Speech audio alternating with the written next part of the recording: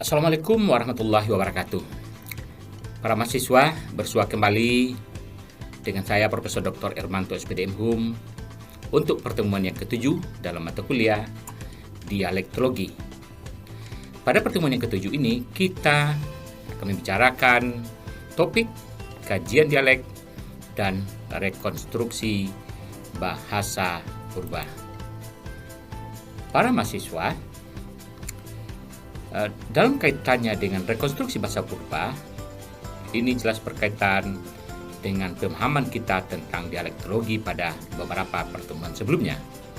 Dialektologi sudah kita pahami merupakan ilmu bahasa atau cabang ilmu bahasa yang mengkaji tentang dialek di dalam satu bahasa. Para mahasiswa, dialektologi adalah cabang ilmu linguistik yang mengkaji perbedaan-perbedaan isolek. Ingat, isolek adalah alat komunikasi suatu masyarakat tutur, namun belum ditetapkan statusnya. Apakah itu sebagai bahasa, apakah itu sebagai dialek? Jadi istilah isolek pada pertemuan-pertemuan sebelumnya kita sudah membicarakan ini adalah istilah yang netral dengan memperlakukan perbedaan-perbedaan tersebut secara utuh. Para mahasiswa, rekonstruksi bahasa purba ini berkaitan juga dengan pendekatan diakronis. Pendekatan diakronis kita pahami bahwa di dalam kajian bahasa, lebih khusus kajian dialektologi ataupun kajian linguistik historis komparatif, kita mengenal pendekatan diakronis ini. Rekonstruksi bahasa purba dalam dialektologi adalah bagian dari pendekatan diakronis ini. Sekali lagi, pendekatan diakronis berelasi dengan pendekatan sinkronis. Pada satu sisi ada istilah pendekatan sinkronis, dan pada satu sisi ada istilah pendekatan diakronis. Para mahasiswa, kajian diakronis merupakan pendekatan terhadap suatu bahasa termasuk dialek dengan melihat perkembangan sepanjang waktu. Jadi istilah diakronis adalah beberapa waktu. Sedangkan sebaliknya, kita singgung sedikit, kajian sinkronis adalah mengkaji suatu bahasa atau dialek di dalam satu waktu. Itulah sinkronis. Para mahasiswa, pendekatan atau dialektologi diakronis merupakan kajian tentang perbedaan-perbedaan isolek yang bersifat analitis, sinkronis terhadap perbedaan-perbedaan isolek berdasarkan kajian historis. Jadi analitisnya sinkronis, tetapi melihat perbedaan-perbedaan berdasarkan kajian historis. Jadi walaupun kita kaji data pada masa sekarang, tetapi itu dikaitkan dengan kesejarahan bahasa itu atau kesejarahan dialek tersebut. Para mahasiswa, beberapa kajian dialektologi dengan pendekatan diakronis ini perlu kita pahami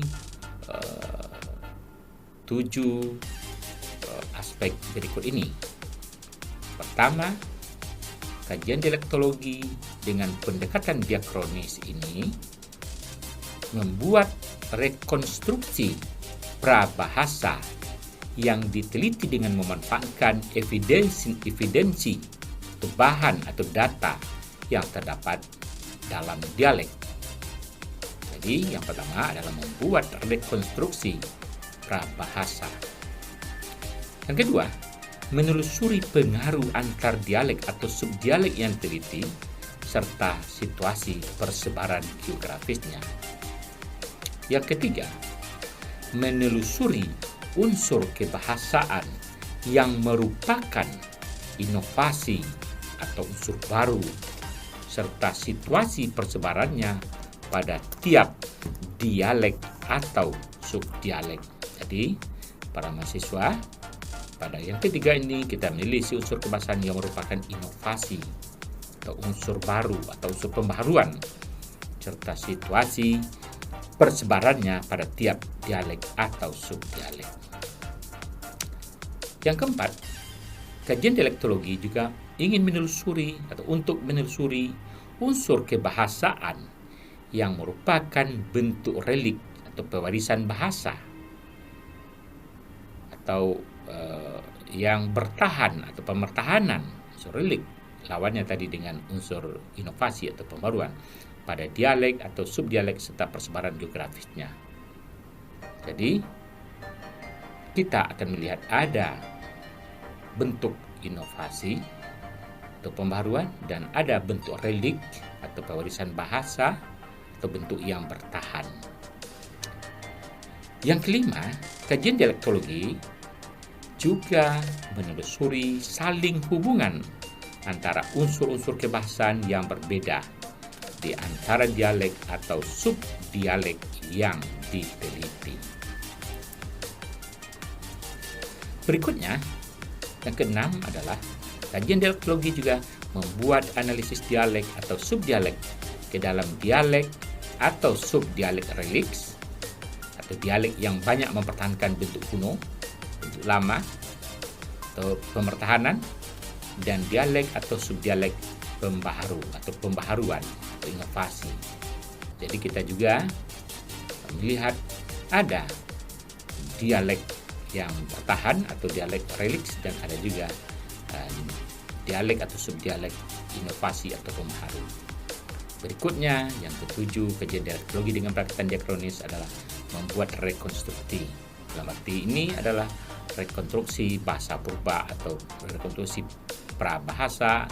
Ada juga yang menyebut dengan rekonstruksi proto bahasa. Para mahasiswa, apa itu pengertian rekonstruksi bahasa purba atau proto bahasa, rekonstruksi proto bahasa? Rekonstruksi bahasa purba atau proto bahasa adalah rakitan teoritis yang dirancang dengan cara merangkaikan sistem bahasa dialek-dialek yang memiliki hubungan kesejarahan melalui rumusan kaidah-kaidah secara sangat sederhana. Para mahasiswa, rekonstruksi bahasa purba adalah rakitan teoritis yang dirancang atau dibuat oleh ahli bahasa berdasarkan rumusan tertentu.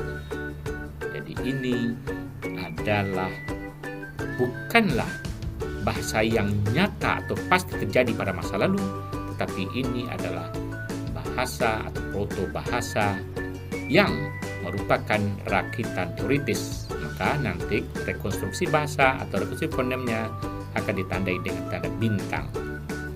Para mahasiswa, berikutnya adalah rekonstruksi bahasa purba ini atau rekonstruksi proto bahasa ini dilakukan melalui perbandingan data dari sejumlah titik pengamatan yang mencerminkan unsur bahasa purba itu. Para mahasiswa, bahasa purba direkonstruksi berdasarkan data bahasa yang terdapat atau dimiliki oleh dialek atau oleh bahasa pada masa kini. Para mahasiswa, berikutnya kita akan membahas tentang rekonstruksi bahasa purba dalam dialektologi dan linguistik historis komparatif. Rekonstruksi bahasa purba dalam dialektologi bertolak dari data subdialek atau dialek dalam satu bahasa. Artinya bahwa pada kajian dialektologi, rekonstruksi bahasa purba bertolak dari data dialek atau subdialek yang ada di dalam satu bahasa. Hal ini kita pahami juga sebelumnya bahwa dialektologi adalah mengkaji satu bahasa saja, sedangkan yang dibandingkan adalah data dari beberapa titik pengamatan di dalam satu bahasa. Para mahasiswa, Berikutnya, rekonstruksi bahasa purba dalam linguistik historis komparatif bertolak dari data bahasa-bahasa yang diasumsikan atau diperkirakan berasal dari bahasa induk yang sama. Artinya pula, dalam kajian linguistik historis komparatif, bahasa purba direkonstruksi berdasarkan data dari beberapa bahasa yang berdekatan atau beberapa bahasa yang dimungkinkan atau diasumsikan berasal dari bahasa induk yang sama. Para mahasiswa, rekonstruksi bahasa purba dalam dialektologi berkaitan dengan persoalan berikut. Jadi, dalam kajian ini kita khusus membicarakan rekonstruksi bahasa purba atau yang kadang disebut juga dengan proto bahasa itu dalam dialektologi. Pertama adalah persoalan penelusuran subdialek atau dialek atau daerah titik pengamatan yang inovatif atau pembaruan atau konservatif yang bertahan. Jadi seperti dijelaskan sebelumnya, kita akan melihat daerah pembaruan atau dialek pembaruan, dialek inovatif, inovasi, sedangkan bandingan yang lain adalah kita lihat daerah atau dialek atau titik pengamatan yang konservatif atau bertahan dialeknya. Yang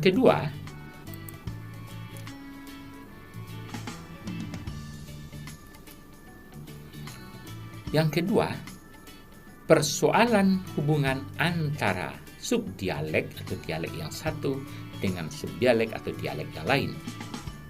Artinya kita juga mengkaji bagaimana hubungan subdialek atau dialek yang satu dengan subdialek atau dialek yang lainnya.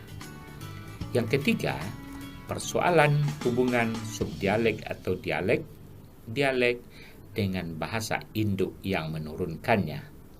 Artinya, bagaimana hubungan antara bahasa induk dengan subdialek atau dialek yang ada sekarang.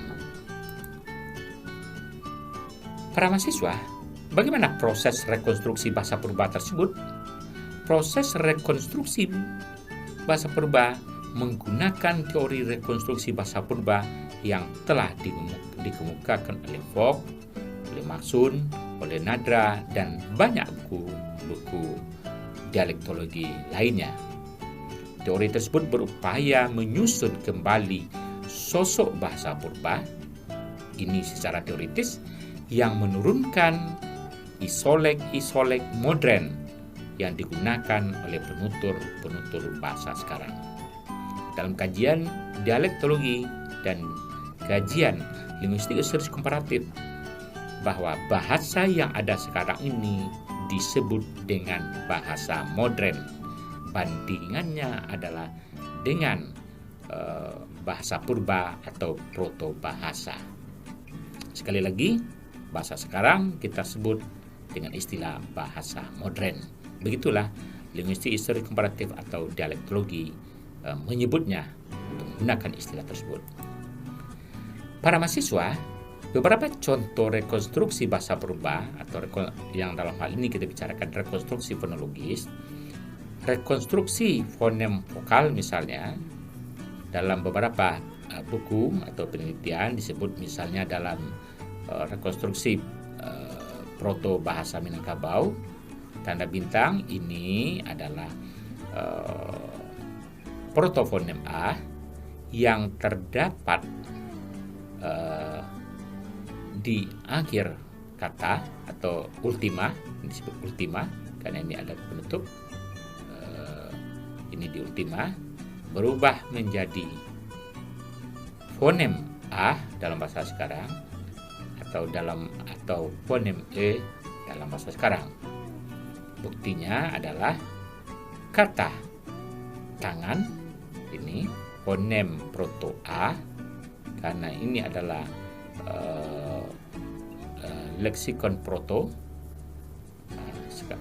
berubah menjadi tangan A ataupun tangan dalam bahasa sekarang.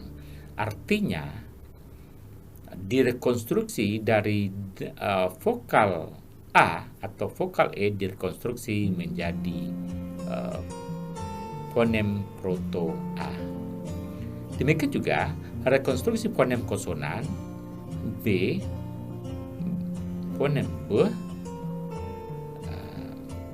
kita lihat berubah menjadi B. Artinya dari protoleksikon bungo terdapat bungung, terdapat juga bungung. Jadi tetap B direkonstruksi dengan fonem proto B.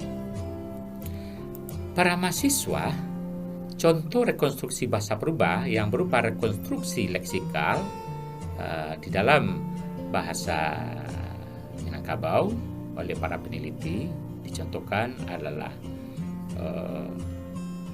protoleksikal duo. Dalam bahasa sekarang ada yang du, ada juga yang duo dalam beberapa titik pengamatan. Demikian juga